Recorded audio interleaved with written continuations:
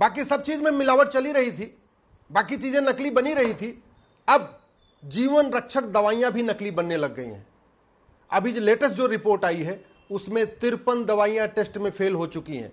वो 53 दवाइयां अपना काम करती ही नहीं है, और जो उनको खाने के बाद बीमारी ठीक होने की बजाय एक दूसरी बीमारी शुरू हो जाती है।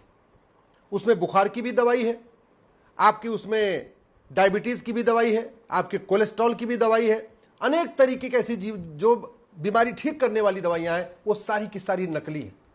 मैं बार बार कहता हूं, भारत की सारी समस्या 80% समस्याओं का मूल कारण है घटिया कानून। ये नकली दवाइयां इसलिए बनती हैं क्योंकि न दवाई बनाने वालों को कानून का खौफ है, न दवाई बेचने वालों का कानून का खौफ है। नकली दवाई बिक गई, अखबार में खबर आ गई, डिबेट भी हो गई, मीडिया ने उस पर रिपोर्ट भी दिखा दिया, लेकिन होगा क्या? कुछ नहीं होगा। ये जो 53 दवाइयां बनाई हैं जिन्होंने, उनको कुछ नहीं होने वाला है, और जिन्होंने 53 दवाइयां बेची हैं उनको भी कुछ नहीं होने वाला है। हां, लाखों लोगों की जिंदगी खतरे में आ चुकी है इस दवाइयों के कारण। भारत में खान पान की वस्तुओं में थूका जाता है क्योंकि कानून का खौफ नहीं है। खान पान की वस्तुओं में पेशाब किया जाता है, कानून का खौफ नहीं है। खान पान की वस्तुओं में, सब्जी में, दाल में लैट्रिन किया जाता है, कानून का खौफ नहीं है। भगवान के लड्डू में चर्बी मिला दी जाती है क्योंकि कानून का खौफ नहीं है। भारत में रोहिंग्या घुसपैठ करते हैं क्योंकि हमारा कानून घटिया है। बांग्लादेशी भारत में आ रहे हैं क्योंकि कानून घटिया है। सड़क के किनारे, रेलवे के किनारे मज़ारें बन रही हैं क्योंकि हमारा कानून घटिया है। दरगाहें बन रही हैं सड़क किनारे, सार्वजनिक स्थानों पे, क्योंकि हमारा कानून घटिया है। भारत में माओवाद आज तक नहीं खत्म हुआ क्योंकि हमारा कानून घटिया है, उनकी फंडिंग नहीं बंद हुई। नक्सलवाद आज तक खत्म नहीं हुआ क्योंकि भ्रष्टाचार, जो उनको फंडिंग आती है काला धन हवाला से, उसके खिलाफ हमारे पास कठोर कानून नहीं है। पत्थरबाजी आज भी कहीं कहीं होती रहती है, मूल कारण है पत्थरबाजों को आज तक कठोर दंड नहीं मिला। जासूसी चलती रहती है भारत में, आए दिन जासूसी को लोग करते रहते हैं पैसे के खातिर। मूल कारण क्या है? उनकी जो फंडिंग हो रही वो बंद हुई नहीं, और उनको कानून का खौफ नहीं है। तो चाहे आप किसी भी तरीके की समस्या देखिए, जमाखोरी चल रही, कानून घटिया है। मिलावटखोरी चल रही, कानून घटिया चल रही। नशा तस्करी हो रही, उसका मूल कारण है घटिया कानून। मानव तस्करी हो रही, उसका मूल कारण है घटिया कानून। अवैध निर्माण हो रहा है, मूल कारण घटिया कानून। किडनैपिंग, अपहरण आज भी हो रहा है, मूल कारण घटिया कानून। अवैध जो असलहे होते हैं उनकी फैक्ट्रियां आज भी बन रही हैं, मूल कारण घटिया कानून।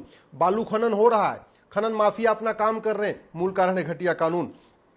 इसी तरीके से देश विरोधी पत्रकारों को फंडिंग आ रही है, देश विरोधी अदाकारों को फंडिंग आ रही है, देश विरोधी पार्टियों को अब विदेशों से फंडिंग आ रही है, देश विरोधी पार्टियों को, संगठनों को फंडिंग आ रही है, देश विरोधी एनजीओ को फंडिंग आ रही है, मूल कारण है घटिया कानून। तो चाहे आदमी की सेहत खराब हो रही है, समाज की सेहत खराब हो रही है, देश की सेहत खराब हो रही है, और उसका मूल कारण है घटिया कानून।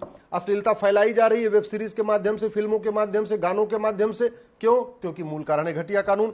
आप भी, आपकी भारत में झुग्गी बनाने के लिए अवैध फंडिंग हो रही है, एयरपोर्ट के किनारे कब्जा हो रहा है, हाईवे के किनारे कब्जा हो रहा है, बंदरगाहों के किनारे अवैध झुग्गियां बन रही है, जंगलों पे कब्जा हो रहा है, पहाड़ों पे कब्जा हो रहा है, मूल कारण है घटिया कानून। लफ्ज जिहाद हो रहा है, लैंड जिहाद हो रहा है, मजार जिहाद हो रहा है, ओट जिहाद हो रहा है, मूल कारण है क्या है इसका? घटिया कानून। मदरसे बहुत तेजी के साथ फैलते जा रहे हैं, मिशनरी स्कूल फैलते चले जा रहे हैं, इसी साथ साथ मिशनरी भी धर्मांतरण करा रहे हैं और जिहादी भी धर्मांतरण करा रहे हैं। मूल कारण क्या है? घटिया कानून। और कानून बदलने की लागत क्या आती है? जीरो, एक पैसा नहीं आता। लेकिन सुबह से लेकर शाम तक ये नेता, अभिनेता, लेखक, बुद्धिजीवी, पत्रकार, कलमकार जो ज्ञान बांटते रहते हैं, सोशल मीडिया में भी, फेसबुक पे भी, ट्विटर पे भी, जो दुनिया भर का ज्ञान बांटते रहते हैं, आज तक ये कानून बदलने की बात नहीं करते। आप कल्पना करिए, गांव देहात का आदमी, वो किसान, वो मजदूर, जो इन घटिया 53 दवाइयों के खाने से बीमार हुआ है, उसकी शरीर कौन ठीक कराएगा? उसकी बीमारी कोई कौन ठीक कराएगा? जो मजदूर पर डे ड्यूटी कर रहा था, उसका परिवार चल रहा था, वो घटिया दवा खा के बीमार हो गया, उसका परिवार के पालन पोषण कौन करेगा? जो किसान अपनी खेती कर रहा था, वो घटिया दवा खाने से और बीमार हो गया, उसकी खेती कौन करेगा? मैं बार बार कह रहा हूं, भारत में कोई भी समस्या ऐसी नहीं है जो लाइलाज है। भारत में ऐसी कोई भी समस्या नहीं है जो पूरी दुनिया में है। ये कलयुग केवल भारत में ही है, पूरी दुनिया में कलयुग नहीं है। न्यूजीलैंड में कलयुग नहीं है, सिंगापुर में कलयुग नहीं है, जापान में कलयुग नहीं है, इवन रूस में कलयुग नहीं है, अमेरिका में कलयुग नहीं है, चीन में कलयुग नहीं है। कलयुग का मतलब यही ना कि भ्रष्टाचार अपराध। तो जितना भ्रष्टाचार अपराध भारत में है, इतना तो बाकी देशों में नहीं है। और हम कहते हैं भारत में कलयुग आ गया है। कलयुग नहीं आया है, भारत का कानून घटिया है, भारत की पुलिस व्यवस्था घटिया है, भारत की न्यायिक व्यवस्था घटिया है, भारत की प्रशासनिक व्यवस्था घटिया है, भारत की व्यापार व्यवस्था घटिया है, भारत की कर व्यवस्था घटिया है। हमने अभी इनको बदला ही नहीं। इलेक्शन रिफॉर्म करते नहीं है, इसलिए गुंडे, मौवाली, अंगूठा टेक, अनपढ़, गंवार, अनाड़ी, माफिया वो पार्षद बन रहे हैं, प्रधान बन रहे हैं, सांसद बन रहे हैं, विधायक बन रहे हैं। हमने सबके लिए ऑल इंडिया लेवल पे टेस्ट कर दिया। क्लर्क बनने के लिए एसएससी का टेस्ट होता है ऑल इंडिया लेवल पे, सैनिक बनने के लिए, सेना में जाने के लिए ऑल इंडिया लेवल पे एनडीए का टेस्ट होता है, इंजीनियर बनने के लिए भी ऑल इंडिया लेवल पे जेई होगा, डॉक्टर बनने के लिए भी ऑल इंडिया लेवल पे नीट होगा, कलेक्टर बनने के लिए ऑल इंडिया लेवल पे आईएएस का एग्जाम होगा। और जो इन सब के ऊपर होगा, जो मंत्री बनेगा, जो मुख्यमंत्री बनेगा, जो गृह मंत्री बनेगा, जो वित्त मंत्री बनेगा, उसके लिए कोई एग्जाम ही नहीं, उसके लिए कोई मिनिमम क्वालिफिकेशन नहीं, उसके लिए कोई मैक्सिमम एज लिमिट नहीं। और क्यों? क्योंकि आप लोग संगठित होकर आवाज नहीं उठा रहे।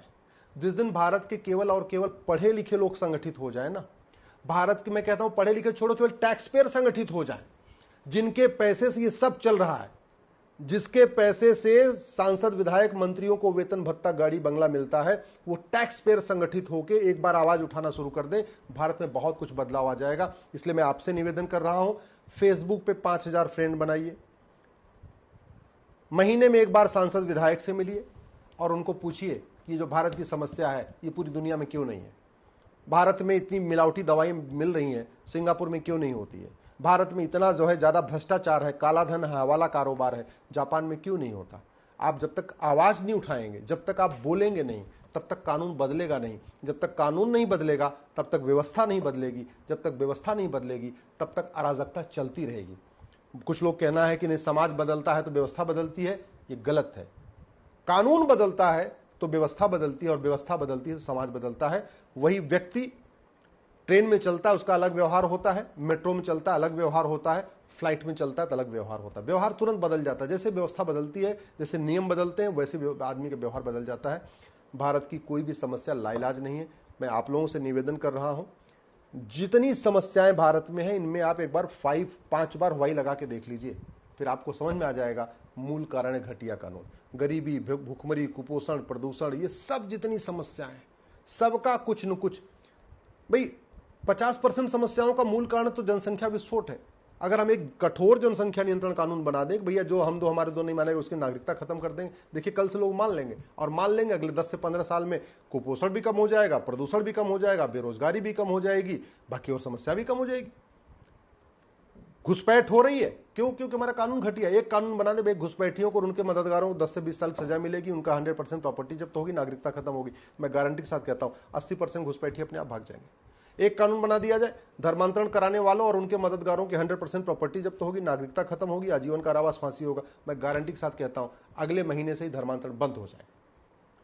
एक कानून बनाने की, जो नशा तस्करी करेगा, जो उनकी मदद करेगा, 100% प्रॉपर्टी जब्त करेंगे, नागरिकता खत्म करेंगे, आजीवन कारावास, फांसी देंगे।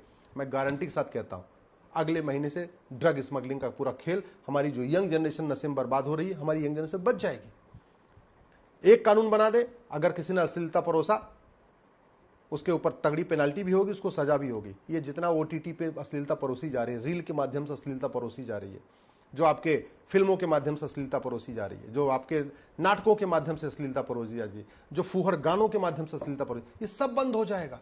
कानून बनाना पड़ेगा। अगर हम सब कुछ खुला छोड़ के रखेंगे, नहीं सबको अपनी आजादी है, सबको बोलने की आजादी, सबको सोचने की आजादी, सबको, हाँ आजादी होनी चाहिए, लेकिन झूठ बोलने की आजादी नहीं होना चाहिए, फूहड़ता फैलाने की आजादी नहीं होना चाहिए, अश्लीलता फैलाने की आजादी नहीं होना चाहिए, व्यापार करने की आजादी होनी चाहिए, व्याभिचार करने की आजादी नहीं होनी चाहिए, हुक्का बार खोलने की, डांस बार खोलने की, ड्रग स्मगलिंग करने की आजादी नहीं होनी चाहिए। कानून बदलेगा तभी देश बदलेगा, नहीं तो सरकारें आएंगी जाएंगी, सांसद विधायक बदलते रहेंगे, कलेक्टर कप्तान बदलते रहेंगे, और कुछ बदलाव नहीं आएगा। बदलाव तब आएगा जब हमारा कानून दुनिया का सर्वोत्तम कानून होगा, जब हम पुलिस रिफॉर्म करेंगे, जुडिशियल रिफॉर्म करेंगे, एजुकेशन रिफॉर्म करेंगे, इलेक्शन रिफॉर्म करेंगे, टैक्स रिफॉर्म करेंगे, लेबर रिफॉर्म करेंगे, एग्रीकल्चर रिफॉर्म करेंगे। जब रिफॉर्म करेंगे तब बदलाव आएगा।